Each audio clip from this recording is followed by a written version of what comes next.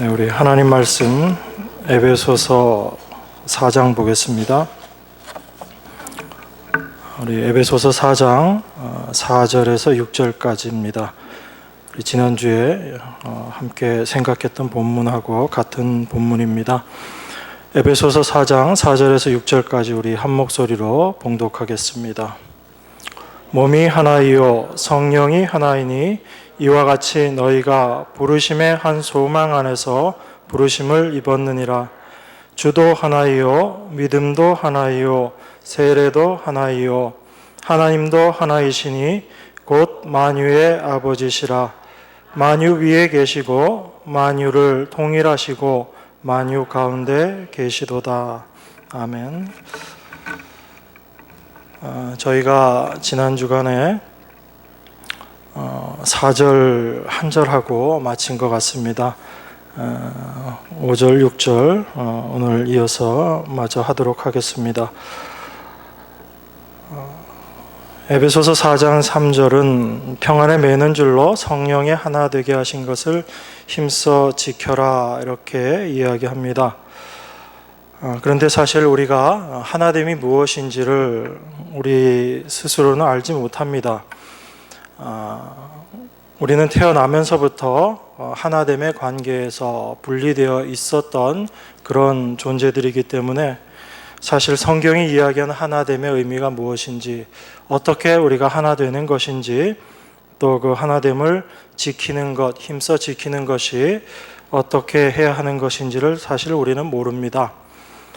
우리 인간은 나면서부터 이미 그 죄와 사망 가운데 출생함으로 하나님과 분리되어서 태어나고 사람과 사람의 관계 속에서 이미 분리된 존재로 태어난 것이 우리들의 모습입니다.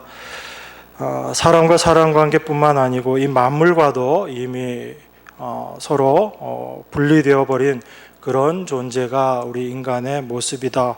그것이 성경이 이야기하고 있는 것이죠. 죄로 말미암아 하나님과 끊어지고, 그리고 인간의 관계들조차도 서로가 서로를 원망하고 나의 잘못을 남에게 전가하는 그런 모습으로, 관계가 끊어진 모습으로 살아가는 것이 우리들의 모습입니다.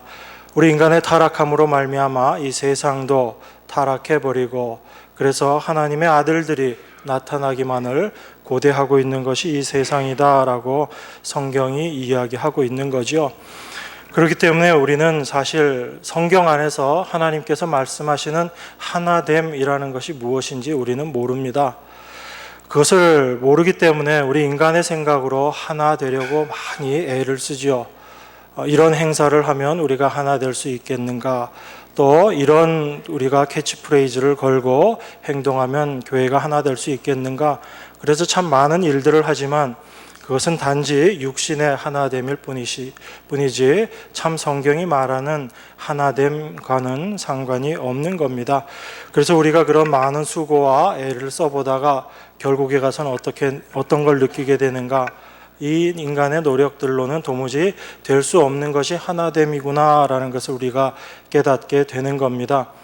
그때 하나님께서 어떻게 우리를 하나 되게 하시는 것인지를 우리의 관심이 성경으로 돌아가게 되고, 하나님의 말씀에 우리가 집중하게 되고, 하나님의 깨우쳐 주심으로 말미암아 하나됨이 무엇이고 어떻게 하나 되어 가는 것인가, 그것을 우리로 하여금 알게 하시는 겁니다.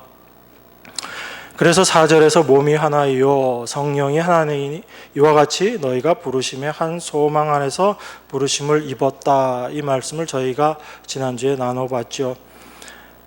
바로 원래 하나님께서는 하나님이 참 머리이시고 우리들을 몸으로 이 한 몸인 관계로 우리를 부르셨는데, 하나님의 그 말씀을 우리가 받아들이지 않음으로 말미암아 그 죄가 하나님과 우리를 나누어 버린 거죠. 그래서 원래 몸이 하나인 이 관계를 우리가 도무지 알지 못했는데, 이제 그리스도 안에서 우리가 그것을 알아가는 그 관계가 되어지는 겁니다. 그래서 참된 머리를, 그리스도를, 하나님을 참된 머리로 이 몸이 받아들이게 될 때 그 머리로 말미암아 각 지체가 움직이는 것들을 통해서 그 머리와 몸이 하나됨의 모습을 통해서 참된 한 몸이 어떤 것인지를 우리가 알아가는 거죠. 그 머리를 우리가 받들지 못할 때는 각 지체는 자기가 원하는 바대로 살아가는 겁니다. 열심히 수고하고 애쓰지만 그것은 참 몸 안에서 하나됨이 아니고 자기의 잘남을 드러내는 그런 일일 수밖에 없는 그 모습으로 드러나는 겁니다. 그래서 하나님께서 몸이 어떻게 하나 되는 것인지를, 그리스도를 머리로 삼아서 몸이 어떻게 하나 되는 것인지를 우리에게 설명하시는 거죠. 그리고 그 성령이 하나이다라고 이야기합니다.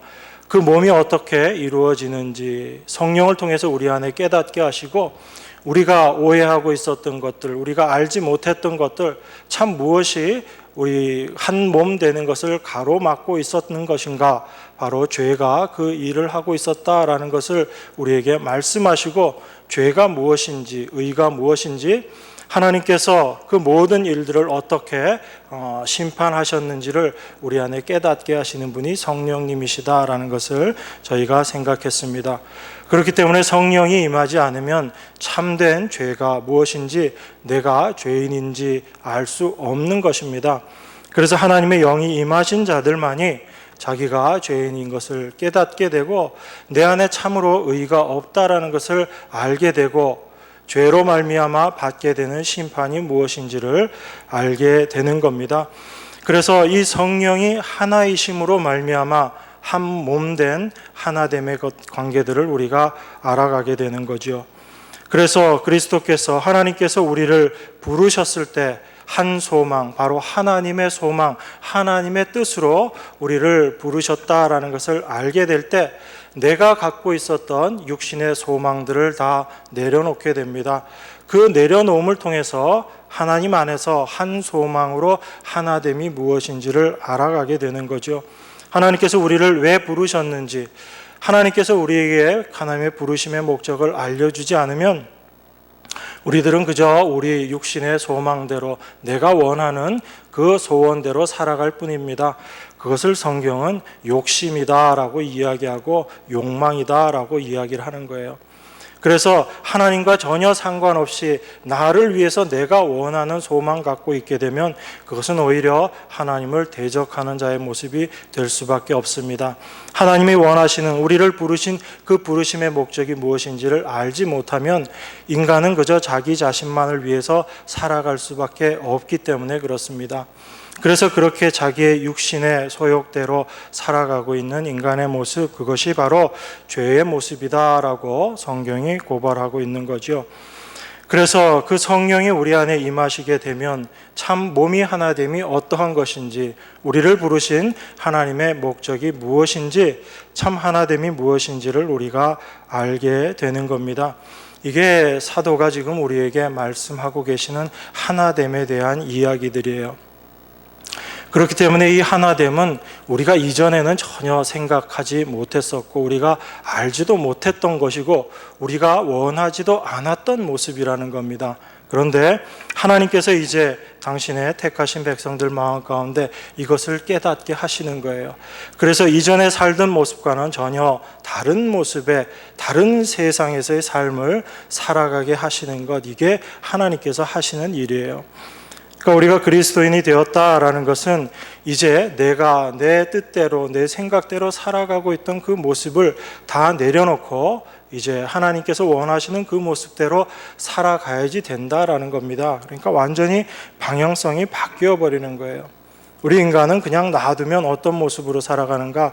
자기 자신을 위해서 살아갑니다. 남을 위해서 희생하는 삶을 산다라고 하지만 그 희생하는 삶을 통해서 무엇을 챙기고 싶은 거예요? 자기의 의로움을 챙기고 싶은 겁니다. 남을 위해서 봉사하면서도 그 봉사하는 자기 자신이 만족스러운 그 만족을 인간은 챙기는 거예요. 그게 인간의 죄성이라는 겁니다. 우리 인간이 악하다, 죄 가운데 있다라는 것이 늘 살인을 저지르고 강도하고 간음하고 도둑질하고 이것만이 우리 죄된 모습이 아니에요. 우리는 죄라는 것을 너무 어린아이처럼 생각을 합니다. 정말 성경에서 이야기하는 죄는 뭔가 율법을, 하나님의 그 말씀을, 율법을 겉으로 지켜나가면서 그 율법 지킨 것을 내 의로 취해 가지는 것, 그걸 성경은 죄라고 이야기하는 거예요. 그렇기 때문에 바리새인들에 대해서 예수님께서 죄인이다, 사탄의 자식들이다, 그렇게 험한 말을 하신 겁니다. 그들이 율법을 안 지켰어요. 우리들보다 훨씬 더 율법을 지켜나갔죠. 그런데 그 율법 지킴을 통해서 바리새인들은 뭘 챙긴 거예요? 내가 죄인입니다 라는 것을 고백하기보다는 그 율법을 지킨 자기의 의를 가지고 하나님 앞에 나갔던 거잖아요. 하나님은 그걸 죄다라고 말씀하시는 거예요. 그러니까 우리가 신앙생활 잘한다라고 하면서도 어찌 보면 하나님 앞에 대적하는 대적자의 모습으로 살아갈 수 있다라는 겁니다. 그게 바로 종교인의 모습이고, 그것을 하나님의 영, 성령이 아니시면 절대로 깨달을 수 없기 때문에 이 한 몸 되는 것은 하나님이 우리를 그렇게 인도하시지 않으시면 우리 스스로의 힘으로는 절대로 이루어낼 수 없는 것이 바로 몸된 그리스도인의 삶이라는 거예요. 그래서 성경이 우리에게 말씀하고 사도가 그 내용들을 우리에게 설명하고 있는 겁니다. 오늘 5절부터 보겠습니다. 주도 하나이요, 믿음도 하나이요, 세례도 하나이요, 이렇게 이야기합니다. 주가 하나이다, 한 분 주님이시다라고 이야기합니다. 우리가 늘상 주 예수 그리스도, 우리가 주님을 믿습니다라고 이야기하죠. 여러분, 그 주라는 게 어떤 뜻이죠? 주.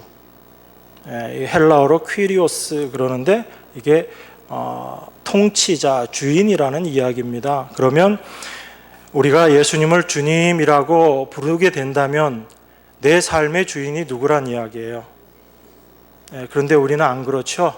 여전히 내가 주인이면서도 입으로만 뭐라고 해요? 주님, 주님 그러고 부르는 거죠. 그러니까 우리는 주님이라고 이야기하면서도 그 주님의 의미가 무엇인지 우리 모르는 거예요. 우리 삶 가운데 그분을 정말 주님으로 받아들이지도 않으면서 그냥 주님이라고 이야기하는 겁니다. 우리 인간의 생각으로는 도무지 알 수 없는 게 그 주님의 모습인 거예요. 베드로가 주님이 이렇게 물어보실 때 대답하죠. 너는 나를 누구라 하느냐? 너희는 나를 누구라 하느냐? 주님께서 그렇게 물어보실 때 베드로가 대답합니다. 주는 그리스도시요 살아계신 하나님의 아들이십니다 라고 그렇게 이야기하거든요.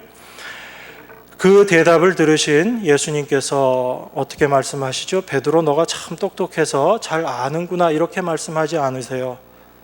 너로 하여금 그것을 알게 하신 이가 누구냐? 하나님께서 그것을 알게 하셨다라고 이야기합니다.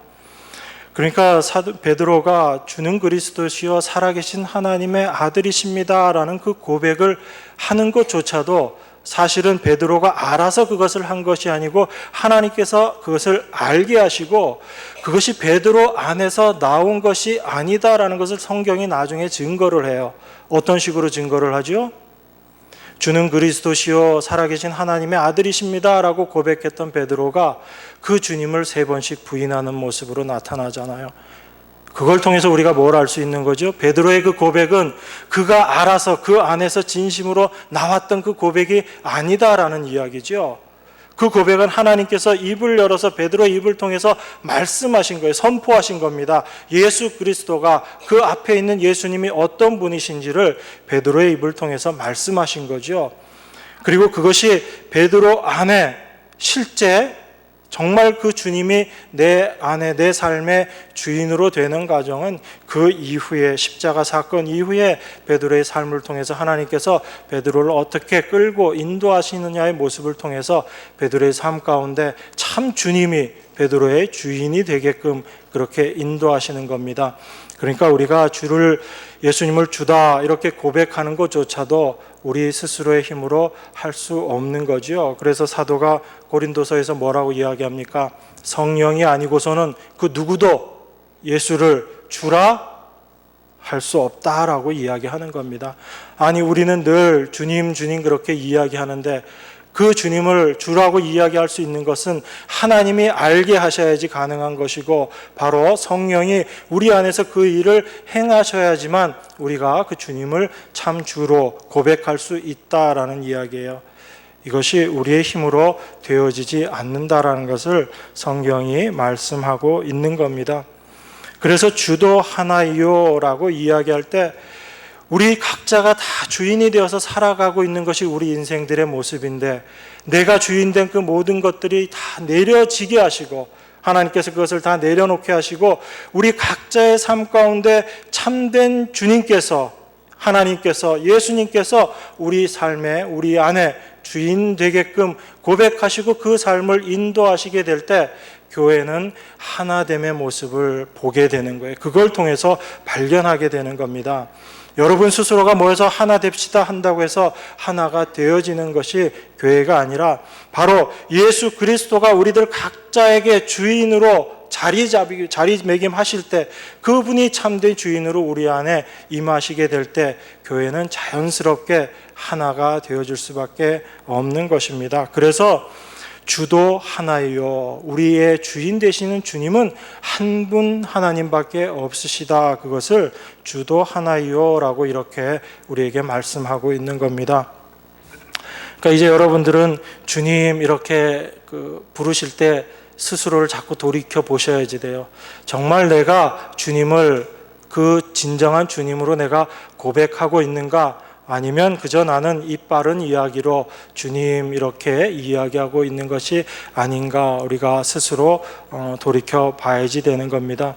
그래서 우리가 하나님 앞에 기도할 때도 어떤 한마디 한마디도 사실은 그 말씀들을 통해서 우리 자신의 모습이 어떠한지를 돌이켜보게 되는 귀한 은혜의 말씀인 줄 우리가 생각해야지 됩니다. 주도 하나이요, 믿음도 하나이요 라고 이야기합니다. 우리도 다 알죠. 한 믿음이다 라는 거 우리가 다 압니다. 그런데 성경이 이야기하는 믿음은 어떤 믿음이죠? 여기서 믿음도 하나이요 라고 이야기하는데, 이 믿음도 하나다라는 이 믿음은 어떤 믿음이에요?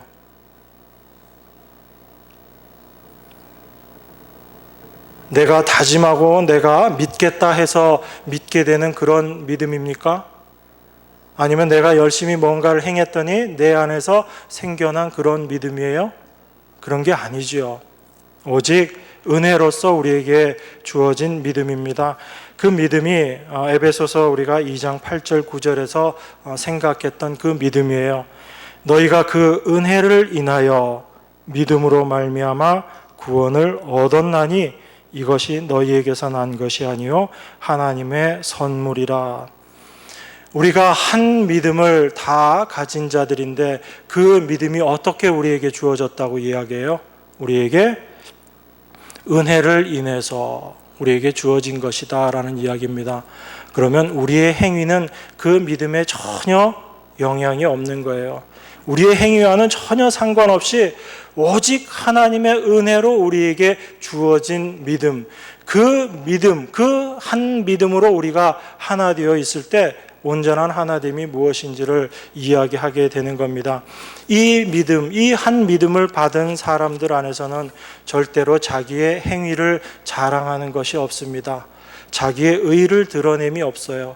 왜냐하면 그 믿음 자체가 나의 행위, 나의 의와는 아무 상관없이 하나님의 전적인 은혜로 우리에게 주어진 것이기 때문에 그 믿음을 가진 자들에게 있어서는 절대로 자기 자랑이라는 게 있을 수 없는 겁니다.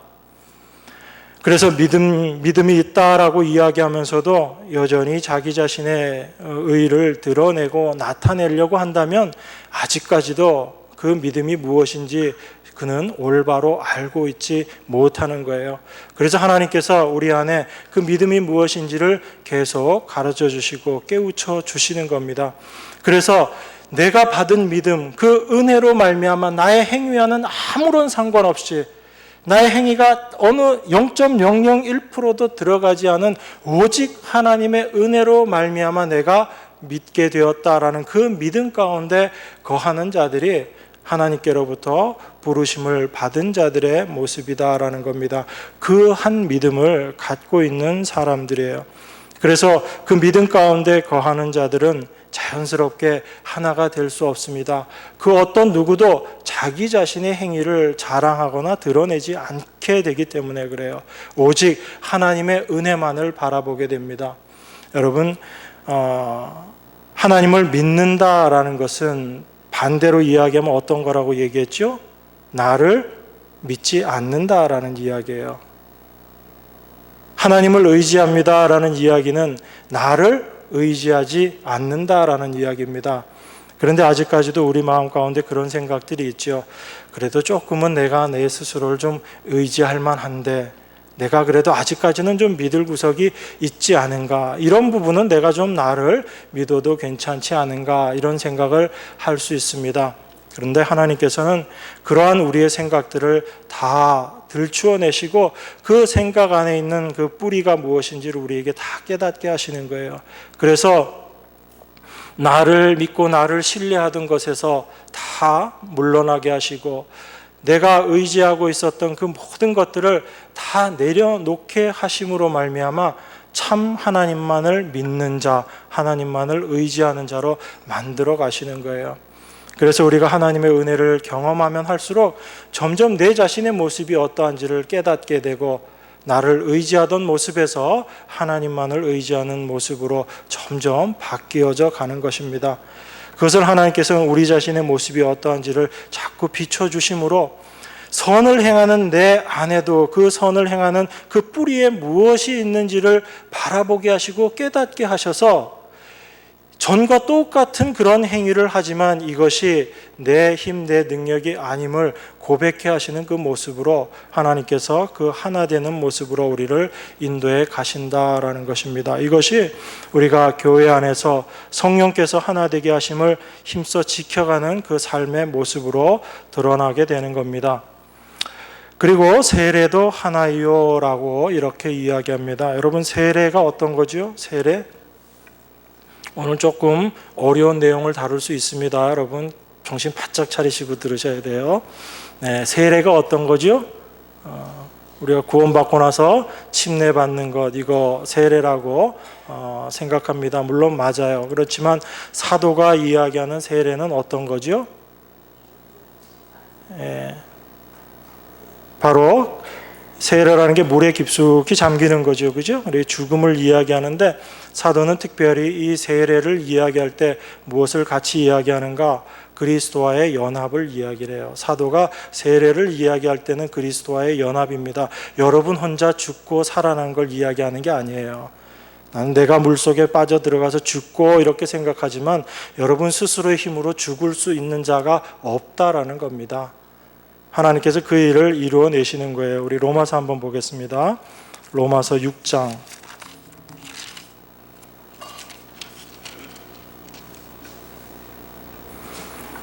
로마서 6장 3절로 5절까지 제가 봉독하겠습니다.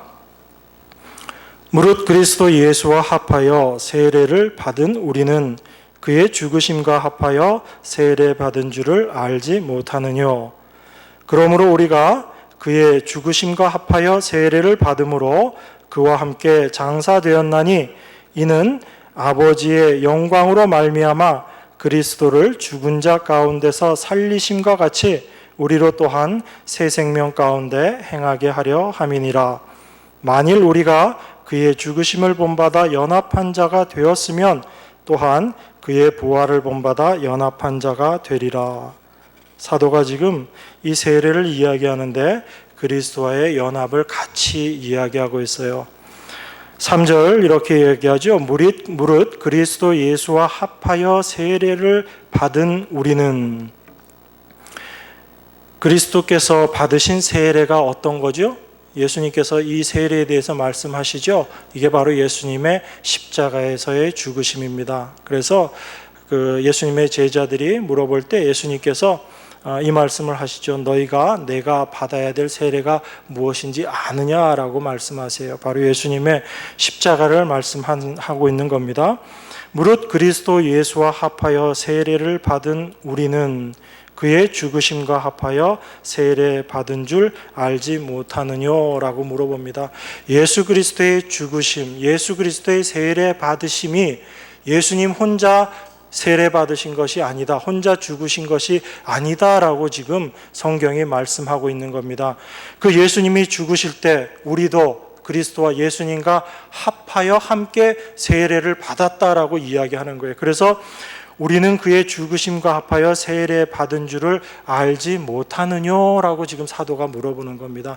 예수님께서 십자가에 달려 죽으실 때 우리도 동일하게 예수님과 함께 십자가에 달려 죽은 자들이다. 우리도 예수님과 함께 예수님과 합하여 세례 받은 자들이다라고 지금 사도가 말하고 있는 겁니다. 로마서 6장 4절입니다. 그러므로 우리가 그의 죽으심과 합하여 세례를 받음으로 그와 함께 장사되었나니 이는 아버지의 영광으로 말미암아 그리스도를 죽은 자 가운데서 살리심과 같이 우리로 또한 새 생명 가운데서 행하게 하려 함이니라. 만일 우리가 그의 죽으심을 본받아 연합한 자가 되었으면 또한 그의 부활을 본받아 연합한 자가 되리라. 이 세례를 지금 사도가 어떻게 이야기하냐면 연합이라고 그렇게 표현하죠. 5절에서 만일 우리가 그의 죽으심을 본받아 연합한 자가 되었으면, 합하여 세례 받은 자가 되었으면, 우리가 그리스도와 연합한 자가 되었으면 너희가 또한 그의 부활을 본받아 연합한 자가 될 것이다. 이렇게 이야기합니다. 여러분들이 만약에 예수 그리스도와 함께 합해서 세례 받은 자들이면 그리스도와 합해서 그리스도와 함께 부활한 자들이다라는 것을 지금 알아야지 된다라고 사도가 이야기하는 거죠.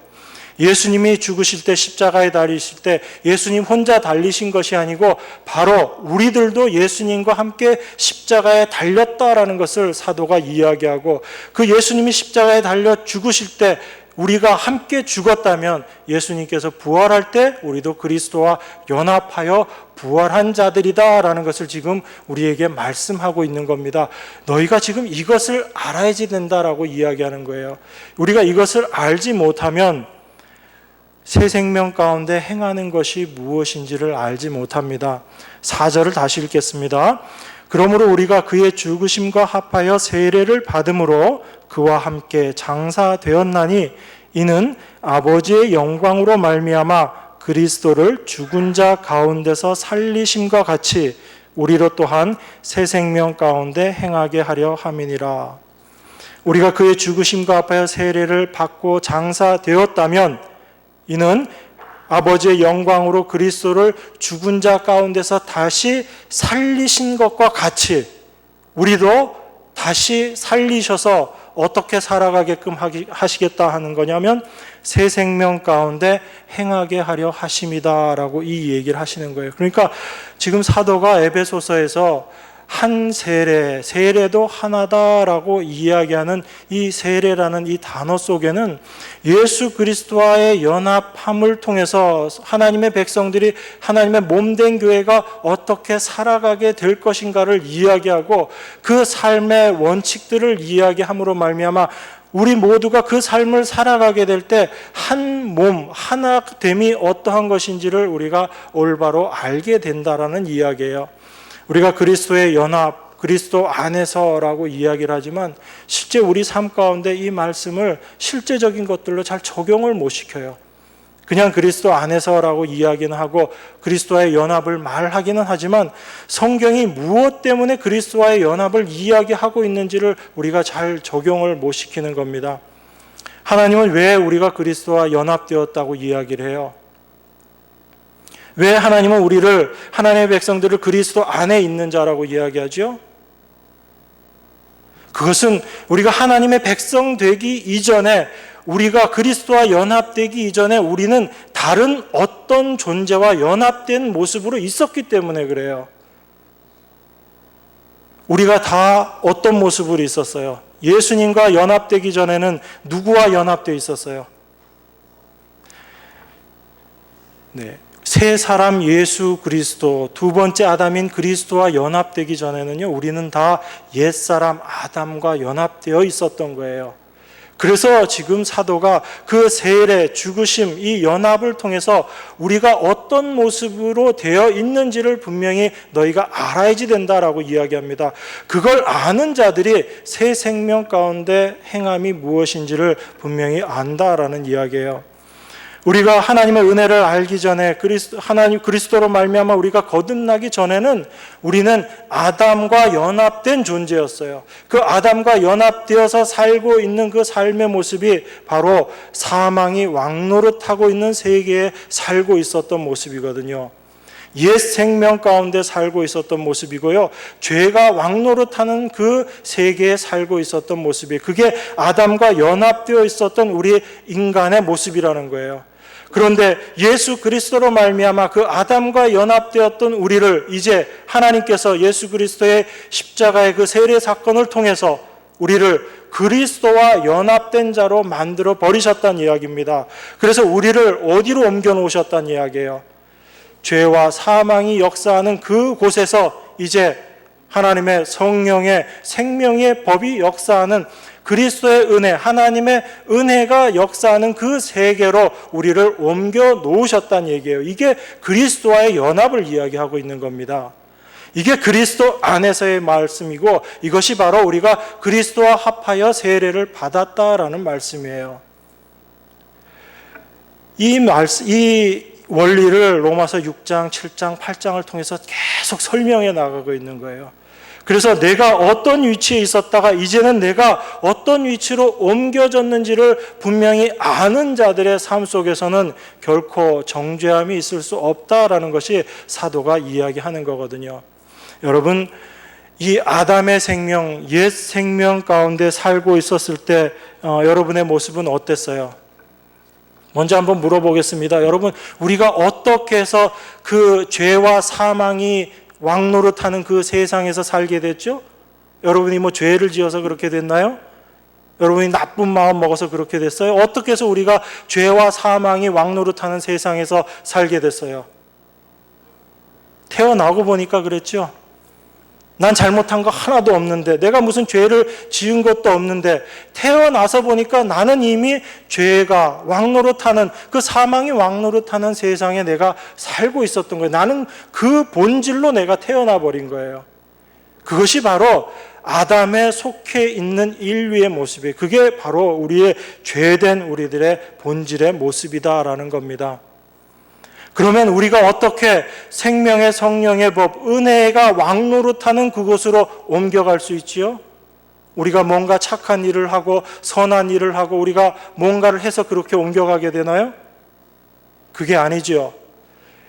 어느 날 우리가 거듭나고 나서 보니까 우리 위치가 어떻게 된 거예요? 죄와 사망이 왕노릇하는 그 세상에서 우리가 생명이, 성령이, 하나님의 은혜가 왕노릇하는 그 세상으로 옮겨졌다는 걸 우리가 깨닫게 되는 거죠.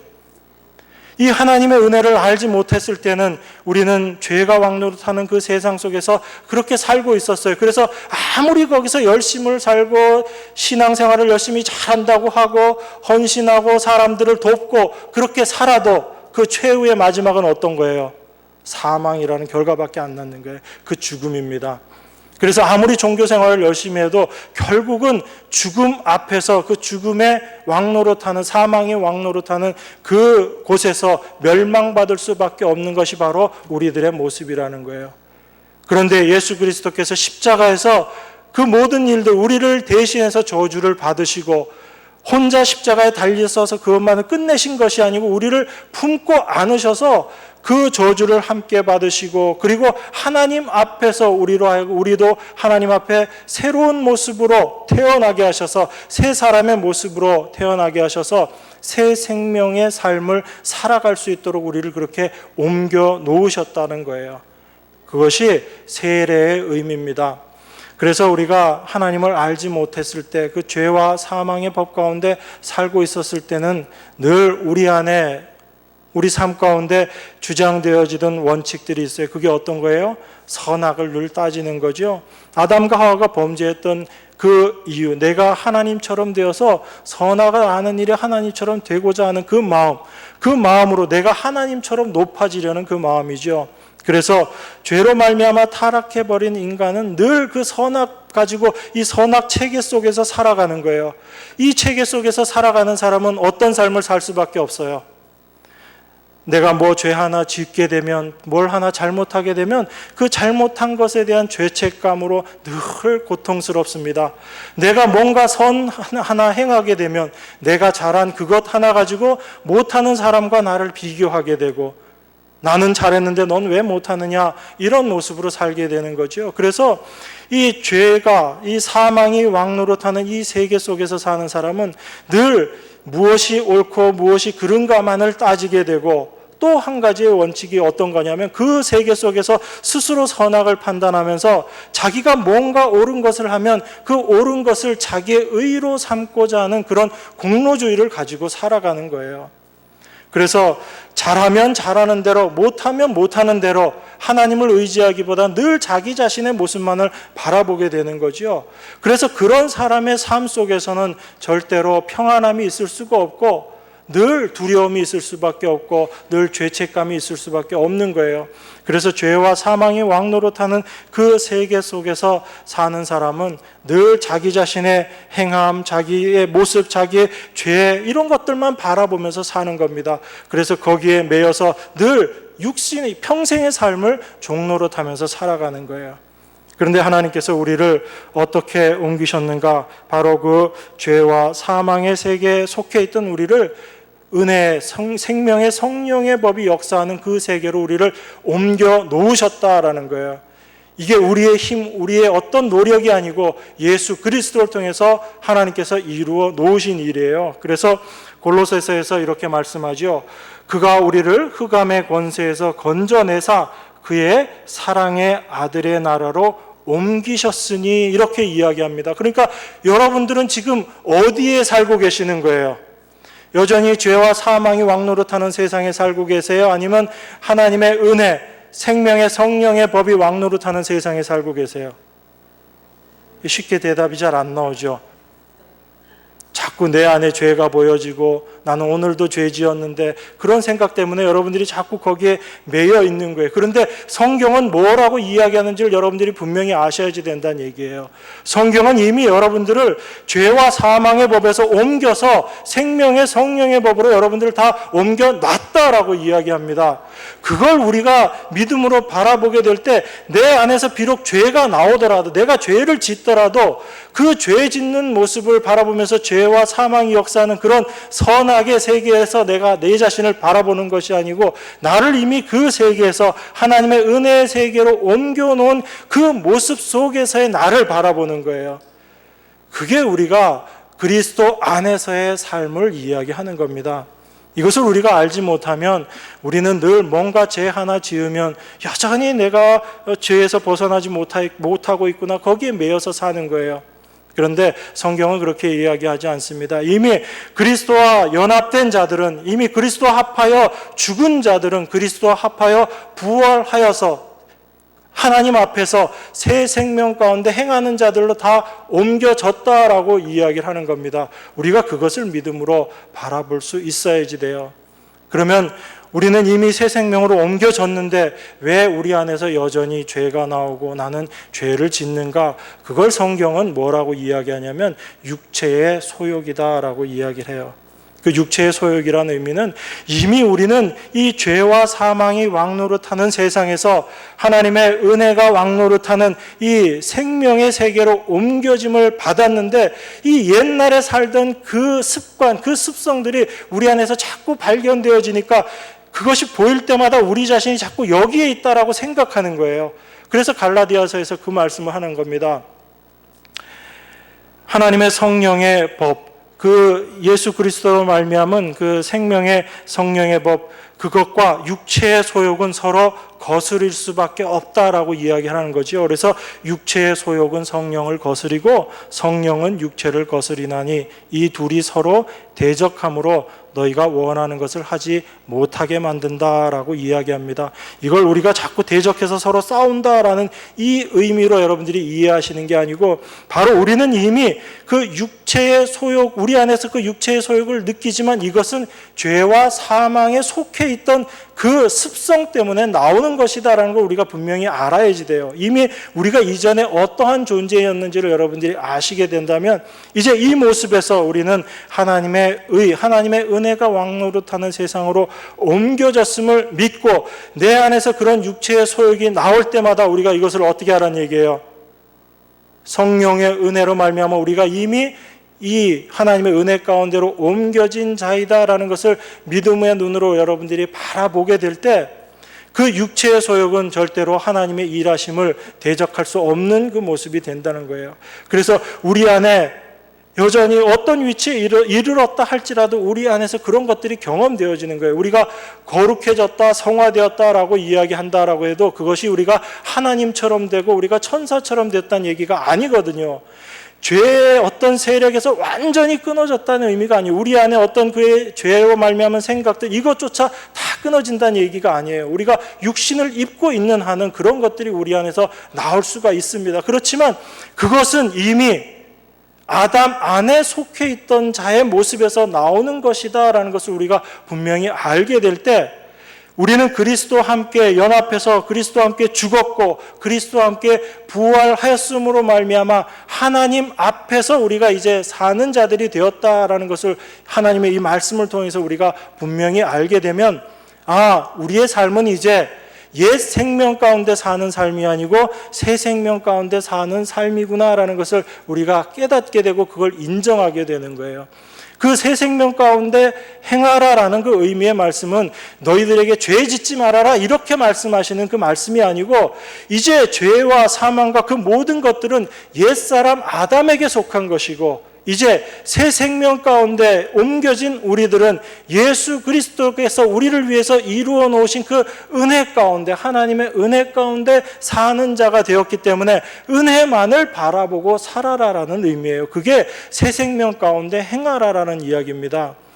이게 우리가 성령으로서 육신의 것들을 우리 육신의 생각을 성령으로 우리가 억제하고 제어하고 나간다는 게 우리가 무슨 죄를 짓고자 하는 그 육신의 생각들이 나타날 때 성령으로 죄 짓지 말아야지 이것이 아니고 우리 존재가 어떠한 위치로 이미 바뀌어졌는지를 확인하라는 의미예요. 이제는 육신의 생각들이 우리를 주장하지 못한다는 겁니다. 아무리 죄가 나를 송사한다라고 할지라도 나는 그리스도 안에서 이미 죄에 대해서 죽고 부활한 자로 그리스도와 함께 부활한 자로 새 생명 가운데 있기 때문에 그러한 죄가 나에 대해서 아무런 영향력을 끼칠 수 없다라는 것을 알고 성령을 의지하는 것 이것이 육신으로 말미암아 나오는 그것들을 성령으로 제어한다라는 그 의미예요. 그게 로마서 8장에서 이야기하고 있는 거잖아요.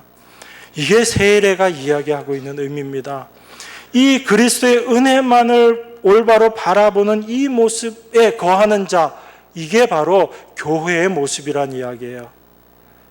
이것이 아니고 내 스스로 이만큼 다다르고 이만큼 거룩해지고 이만큼 성숙해지고 그것은 교회가 아니다라는 얘기입니다. 내가 어느 곳에 이르렀든지 어느 위치에 이르렀든지 지금껏 내가 경험했던 그 모든 것들은 다 뒤로 넘겨버리고 표대만을 바라보고 살아가는 게 바로 우리 그리스도인의 삶이다라고 사도가 이야기하고 있잖아요. 너희가 어디까지 이르렀든지 오직 주님만 바라보아라. 이전 것은 다 지나갔다라고 이야기합니다. 오직 주님만 바라보고. 그런데 우리가 어느 위치에 있다라고 할지라도 주님을 바라보지 못하고 내 자신의 모습을 바라보게 될 때는 어떻게 되는 거예요?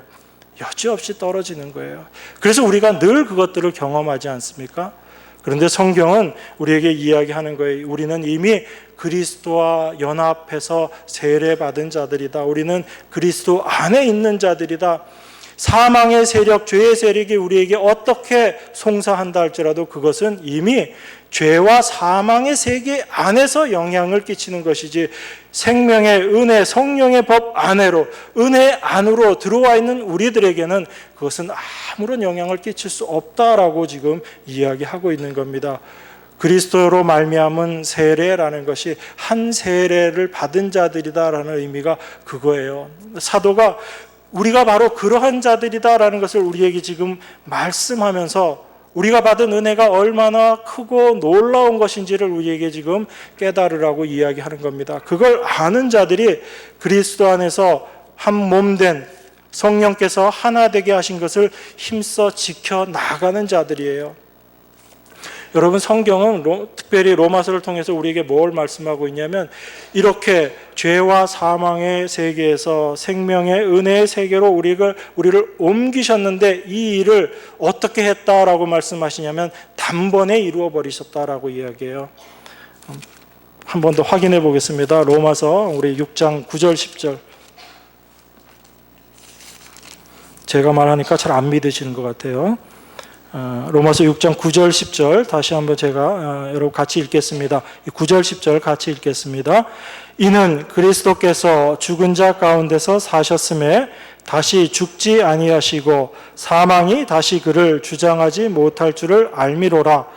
그의 죽으심은 죄에 대하여 단번에 죽으심이요 그의 살으심은 하나님께 대하여 살으심이니.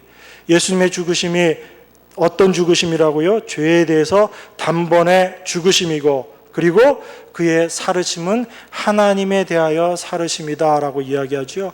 죄에 대해서는 이제 우리가 다 죽었다는 얘기예요. 그걸 단번에 예수님께서 이뤄 놓으셨다는 얘기예요. 점점 이뤄 놓으신다는 얘기 아닙니다. 이미 완성하셨다는 얘기예요. 그래서 히브리서에도 계속 이 얘기를 하고 있어요. 그리스도께서 단번에 이 일을 이루셨다라고 이야기합니다. 그런 우리들은 이제 어떻게 살아야지 되는가? 11절이죠. 이와 같이 너희도 너희 자신을 죄에 대하여는 죽은 자요 그리스도 예수 안에서 하나님을 대하여는 산 자로 여길지어다. 그렇게 믿으란 얘기예요. 하나님께서 그 일을 이루어 놓으셨다는 얘기입니다. 여러분의 생각이 아니고 하나님의 말씀을 믿는 거예요. 우리는 하나님께서 이 일을 이루어 놓으셨다라는 겁니다. 이게 우리 안에 하나님께서 주신 믿음이에요. 하나님의 백성들에게 이 믿음을 주신 겁니다. 그래서 이 믿음대로 우리가 살아가게 될 때 하나님께서 하나 되게 하신 것이 무엇인지, 성령의 하나됨을 힘써 지키는 것이 무엇인지를 우리가 알게 되는 거죠. 그래서 이제 죄에 대해서 우리가 어떻게 반응해야지 되고, 그 죄를 우리가 어떻게 바라보고 이해해야지 되는가, 우리가 어떤 위치에 있는 자인가, 그것을 우리가 분명히 생각하고 알아야지 되는 겁니다. 그래서 사도가 주도 하나이요 믿음도 하나이요 세례도 하나다라고 이야기합니다.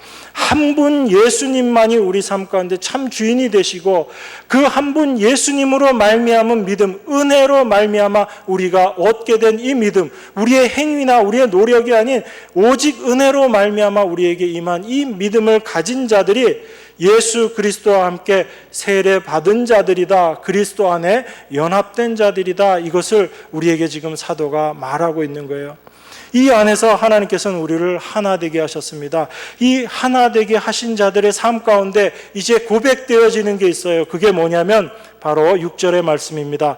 하나님도 하나이시니 곧 만유의 아버지시라. 만유 위에 계시고 만유를 통일하시고 만유 가운데 계시도다. 하나님이 한 분이시다라고 이야기합니다. 성령으로 말미암아 참 한 몸 된 하나님의 자녀들은 하나님으로 말미암아 한 소망을 갖게 되고요, 예수 그리스도의 십자가의 죽으심을 통해서 우리의 공로가 아닌 예수 그리스도의 공로로 말미암아 이루어 놓은 그 일들이 우리 안에 참된 믿음으로 예수 그리스도와 함께 그리스도 안에서 그 모든 것들을 우리가 누리게 될 때 우리 안에서 분명 고백되어지는 게 있어요. 바로 하나님은 한 분이시다. 이 성부와 성자와 성령께서 하나의 모습으로 이 모든 일들을 이루어 내시는데, 바로 이 한 분 하나님의 뜻 안에서 이 모든 일들을 이루어 내시는 것이다라는 걸 우리가 고백하게 되는 거예요. 그래서 하나님은 한 분이시다, 하나님은 하나이시다라는 것을 우리가 고백하게 되며, 곧 만유의 아버지시라라는 것을 우리가 고백하게 되는 겁니다. 여러분, 만유의 아버지라는 의미가 어떤 의미죠? 아버지라는 분은 어떤 분이에요? 우리에게 좋은 거 주시는 분, 우리에게 생명 주시는 분이라. 우리에게 생명 주시는 분, 만유의 아버지, 이 세상을 창조하시고 이 세상의 생명의 근원이 되시는 분이 바로 하나님이시다라는 얘기예요. 이분이 한 분 하나님이시다라는 이야기입니다. 그래서 만유의 아버지시고 만유 위에 계시고 만유를 통일하시고 만유 가운데 계시도다라고 말씀하시는 거예요. 이 하나님이 우리에게 생명 주시는 분이세요. 그러면 예수 그리스도로 말미암아 이 하나님의 자녀가 된 우리, 한 몸 된 교회로서 하나됨을 받은 이분, 우리들은 이제 그 하나님과 하나 되는 관계 속으로 우리가 들어가게 되는 거죠. 하나님과 우리가 이제 관계를 맺게 된다는 얘기예요. 이 하나님과 우리가 관계를 맺게 되면 우리의 삶 가운데 부족함이 있어요, 없어요? 그래도 여전히 있어요. 아직까지도 내가 원하는 게 있어요. 만유의 아버지시잖아요. 만유를 통일하신 분이고 이 만유를 창조하신 분이고 만유 가운데 계시는 분이세요. 만유 자체이신 하나님이세요. 그 하나님과 우리가 관계되어지고 연결되어져 있다면 우리에게 부족함이 있어요, 없어요? 없다는 이야기예요. 왜 우리에게 부족함이 없죠? 바로 생명의 근원 되시는, 하늘의 생명 되시는 그 하나님과 우리가 하나가 됨으로 말미암아 영원한 하늘의 생명을 가진 자로 우리가 되어버리기 때문에 그래요. 그래서 하나님은 한 분이시고 그 하나님이 만유의 아버지시다. 그 하나님과 내가 아버지와 자녀와의 관계를 맺는다라는 얘기는 하나님의 그 생명, 하늘에 속한 생명이 나의 생명이 되었다는 얘기예요. 내가 하늘의 생명을 받은 자가 되었다라는 이야기예요.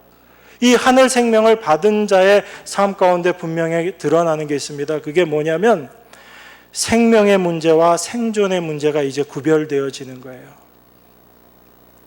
여러분, 생존이라는 건 어떤 거죠?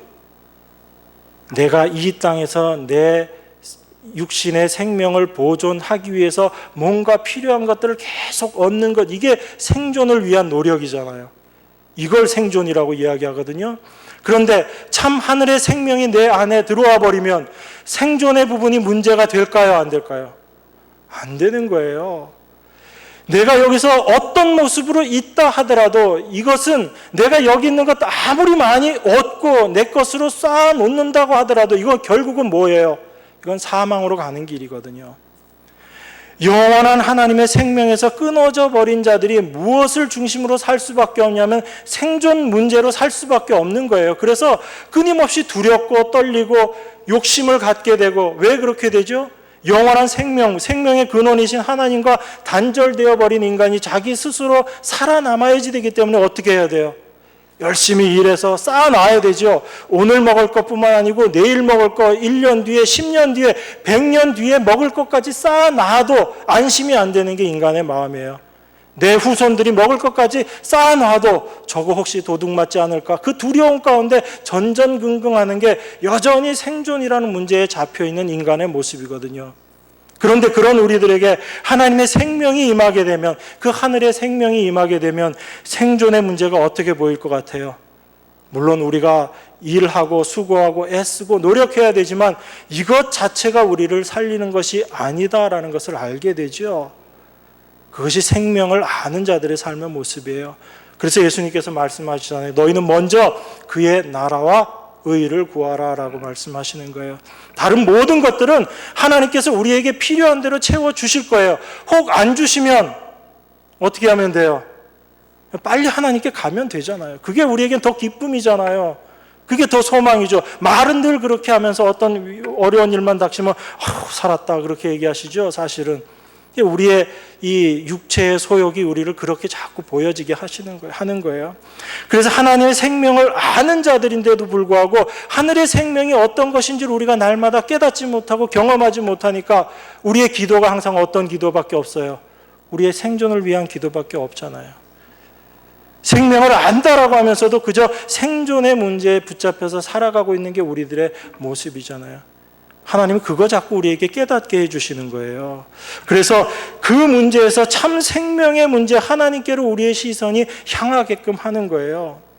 그래서 우리가 열심히 기도해가지고 기도 열심히 하면 어때요, 여러분? 기도하고 나면 내가 기도 많이 해놓으면 나중에 어려운 일 닥쳤을 때 그 기도 많이 해놨던 것 때문에 내가 그 어려움 막 해결해 나갈 수 있다. 그렇게들 또 기도 강좌하는 데 가면 그런 얘기 많이 하더라고요. 기도를 쌓아놓으래요. 기도 많이 쌓아놓으면 어려운 일이 닥쳤을 때 내가 쌓아놓은 그 기도 때문에 그거 이길 수 있다라고 이야기해요. 성경에는 그런 얘기 없습니다, 여러분. 하나님의 백성들은 누구의 기도로 살아가게 되냐면요, 우리의 기도가 아니고 성령이 지금도 말할 수 없는 탄식으로 우리를 위해서 간구하시고, 하나님 우편에 계신 예수 그리스도께서 지금도 우리를 위해서 간구하고 계시는 그 기도로 말미암아 성도는 살아가고 있는 거예요. 우리의 기도로 사는 게 아니다라는 이야기입니다. 여러분 이제 내일부터 새벽 예배 안 나오시고 기도 안 하실 거예요? 그래도 기도하셔야 돼요. 기도 많이 하셔야 됩니다. 많이 기도하시면서 여러분 뭘 깨달으시는 거예요? 내 기도가 내 육신을 위한 기도밖에 안 나오는구나. 나의 이 수고와 나의 이 열심인 기도가 피가 땀이 되도록 하는 내 기도가 사실은 참 생명이 아닌 내 생존을 위해서 기도하는 것밖에 못 내놓는 게 내 모습이구나. 여러분 그걸 아셔야지 되는 거예요. 그 모습을 알게 될 때 지금도 내가 날마다 살 수 있는 것은 지금도 하나님 우편에서 기도하고 계시는 그 예수님과 성령의 간구하심으로 내가 날마다 살아가고 있구나라는 것들을 알아가는 거죠. 여러분 그렇게 알아가는 삶이 새 생명 가운데 거하는 삶이에요. 여러분들이 내가 뭔가를 해가지고 이것은 이렇게 살아가는 삶, 그게 아니고 하나님께서 이미 이루어 놓으시고 완성해 놓으신 것을 우리가 믿음으로 붙잡고 나아가는 삶, 그게 새 생명 가운데 사는 삶이에요. 그래서 이 새 생명 가운데 사는 삶 속에서는 오직 하나님의 은혜 말고는 나타날 게 없는 거예요. 여러분들의 어떤 공로가 나올 수가 없는 겁니다. 그래서 우리의 육신의 소욕이 무엇인지를 우리 안에 자꾸 깨닫게 해주시는 거예요. 그래서 그것들을 버리게 하시고 거기에 매이지 않게 하시고 참 생명의 은혜 가운데 우리로 하여금 거하게 하시는 것, 이게 성령께서 우리 안에서 지금도 하나 되게 하심을 우리로 하여금 힘써 지키게 하는 성령의 역사예요. 그러니까 성령이 하나 되게 하심을 힘써 지키라라는 이것도 여러분들이 힘써 지켜서 어떻게 하는 게 아니고 바로 성령께서 나를 통해서 이 일을 하고 계시는가를 여러분들이 믿음의 눈으로 바라보게 될 때 그 안에서 하나님께서 이 일을 지금도 행하고 계시구나, 하나님께서 우리로 하여금 하나 되게 하신 그 일을 내 안에서 성령께서 지금도 이루어 가고 계시구나라는 것을 우리가 알게 되고 고백하게 되는 거예요. 이게 하나님을 아버지로 모신 자의 삶이고 참된 한몸된 그리스도인의 삶이에요. 이렇게 살아가는 사람들 삶 속에 두려움이 있을 수가 없습니다. 어떤 부족함으로 내가 거기에 매여 있는 삶이 나올 수가 없는 거예요. 부족하다 하더라도 그것으로 말미암아 감사하게 되는 그 삶을 우리가 살아가게 되는 것이고, 나의 죄된 모습을 발견할 때마다 이런 나를 위해서 십자가에 달리신 예수님의 그 크신 은혜가 얼마나 크고 놀라운가라는 것을 날마다 더욱더 경험하면서 살아가게 되는 것이고, 그 은혜를 날마다 고백하면서 사는 삶, 이것이 바로 새 생명 가운데 살아가는 삶입니다. 우리를 그리스도 안에서 이 모습으로 하나님께서 이미 만드셨어요. 이게 안 믿기는 거죠, 여러분들은. 하나님은 이미 여러분들을 그리스도 안에서 이 모습으로 완성하셨어요. 여러분의 삶 속에서 그 완성된 모습을 경험해 나가시면서 살아가시는 거예요. 그 최종적인 것은 이미 하나님이 예수 그리스도 안에서 다 이루어 놓으셨습니다. 그래서 예수님께서 십자가에 달려 돌아가실 때 다 이루었다라고 말씀하신 거예요. 그 다 이루심 안에 하나님의 온 모든 뜻이 다 완성된 거죠. 그래서 예수님께서 다 이루셨다라고 말씀하신 겁니다. 그 주님의 다 이루심을 우리는 평생의 삶을 통해서 확인하며 살아가는 거예요. 그것이 확인되어질 때마다 우리 안에 감사와 찬송이 나오는 겁니다. 여러분, 이 은혜 가운데 거하시며 날마다 사시길 원합니다. 여러분의 자신 의지하지 마시고 이미 완성해 놓으신 하나님의 그 이루심, 그 완성된 것을 여러분들이 믿음의 눈으로 바라보게 해달라, 이 기도하시면서 하나님께서 여러분 삶 속에 그것들을 하나씩 보여주시면서 하나님이 완성된 것을 깨닫게 하실 때 여러분들은 감사와 찬송으로 살아가시는 겁니다. 이 은혜가 날마다 있기를 원합니다. 네, 우리 기도하겠습니다. 하나님 아버지, 감사합니다. 우리의 행함이 아닌 예수 그리스도를 통해서 하나님께서 온전히 이루어 놓으신 그것이 우리 안에 참된 삶의 모습이 되는 줄 믿습니다. 죄와 사망이 왕노릇하는 그 세상에서 하나님의 은혜가 참으로 그 생명이 왕노릇하는 세상으로 이미 우리를 옮겨 놓았다 말씀하시고 그 가운데 하나님의 은혜 가운데 거하는 그러한 새로운 삶 살게 하시니 감사드립니다. 날마다 이 새 생명 가운데 살아가는 저희들 되게 하시고 오직 하나님의 은혜만을 감사하며 찬송하는 저희들의 삶 되게 하셔서 주님 앞에 참된 몸된 교회로서 하나됨을 힘써 지킴이 무엇인지를 날마다 실천하며 살아가는 저희들 삶 될 수 있도록 은혜 더하여 주시옵소서. 귀하신 예수 그리스도 이름으로 기도드리옵나이다. 아멘.